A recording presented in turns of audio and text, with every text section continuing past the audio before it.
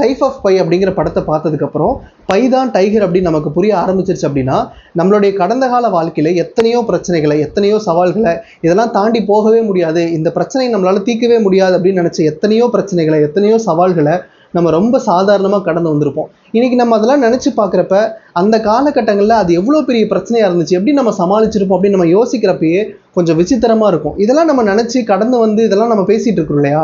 இன்றைக்கி இந்த சமயத்தில் நம்ம அந்த ஒரு ஃபிசிக்கல் ஸ்ட்ரென்த்தையோ இல்லை ஒரு மென்டல் ஸ்ட்ரென்த்தையோ நம்மளால் வந்து அட்டைன் பண்ணவே முடியாது.